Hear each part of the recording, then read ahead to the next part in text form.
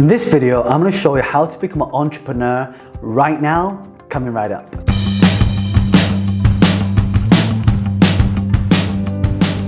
My name is Johne Lee. If this is the first time you come across me, my channel is all about entrepreneurship, becoming an entrepreneur, and creating multiple streams of income. So hit the subscribe button, turn on bell notifications if you don't want to miss out on all the new content I'll be uploading.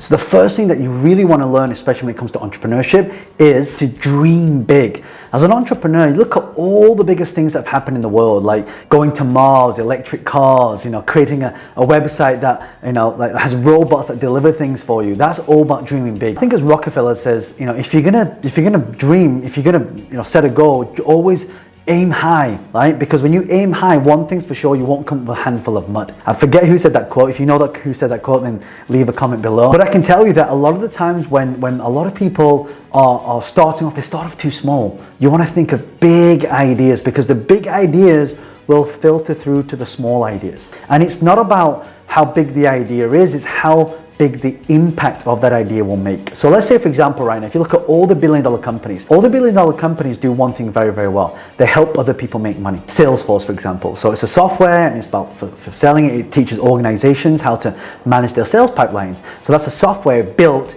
to help those companies. Look at eBay. eBay was built to help other people make money from selling their own stuff. Same with Facebook Marketplace. Same with Amazon. Amazon, you can list your products there now, just like with eBay, but with your drop shipping products. Memby, I created a software which can help people create a membership site in less than 10 minutes. So you want to dream big and so what can you do for other people at scale? That's what I mean by dreaming big. The second thing you want to do is you want to drive it fast, right? I don't mean drive fast, I mean drive it and execute fast. Because a lot of the times when people are too slow to execute, it's not about the ideas, it's about the implementation and the execution. My business partner Vincent Wong always tells me, bro, ideas are 10 a penny, which they are. If you look at Facebook, Facebook was not the first social media platform that existed. You had things like Bebo, MySpace, and Friendster, for those of you who are old enough.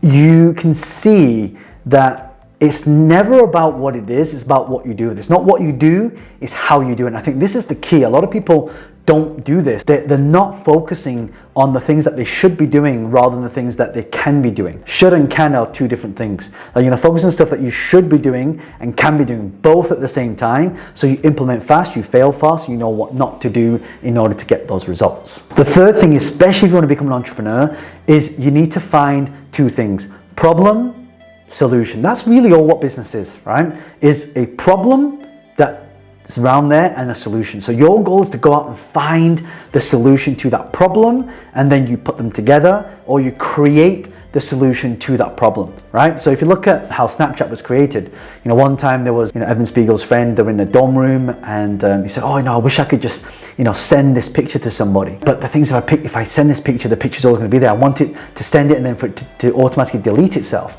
And that's what gave Evan Spiegel the idea for Snapchat. If you look at Uber, right? Someone once thought, oh my God, instead of going in London, if you go and get a cab, you have to put your hand out, you have to hail down a cab, and then you got to get in the cab, and you get to the destination, you got to find your wallet. I know it sounds like a lot of hard work. And then you got to pay the driver. And one time I did that, I left my wallet in the car. What if sometimes you could just, press a button, the driver waits for you, they open the door, you get in, they drive to the destination, you get out, and that's it. So that's friction, right? You take a little bit of the friction. So what you want to do is make sure you want to focus on solving the problems, right? So the bigger the problem you solve, the more income and value you're going to get to your life. Because the fourth thing you want to do is you really need to understand your audience. Let me give you an example. When I first started my real estate education company, I once had an event which I marketed and no one signed up for it. And I was like, why do people sign up for it? Because I knew it's exactly what they wanted, what they needed, but it's not what they wanted. So when you understand your audience, there's two questions you got to ask. What is it they need to get that XYZ result? What is it they need, but what is it they actually want? Like if you look at gyms never advertise, and they never say, oh, come to my gym, you get a personal trainer, you're gonna work out every single day for an hour, you're gonna eat clean, that's actually what they need, but they never advertise like that. They advertise, lose 1 stone in 4 weeks. right? Or lose X amount of pounds in X amount of days. That's how they advertise it. So they're advertising that's what you want, but what you actually need is you need to train every day, eat clean, get a personal trainer, do lots of cardio work, do lots of weight training, stop eating the junk food. It sounds like a lot of work. They'll never advertise it like that. So when you understand your customer, what is it they want versus what is it they need, and your job is to get that out there, and that's how we become successful as an entrepreneur. Okay, the last one, really important before I tell you this one. Again, if you've loved this and you want to become an entrepreneur and you want to know more tips to do this, hit the subscribe button, turn on bell notifications so you don't miss out on all the new content. Also, do me a favor, leave a like on this video if you got a lot of value from this content, because it will tell YouTube to show you more of my videos so you don't miss out on the new content. Okay, number 5 is you need to keep up to date with all the different market changes.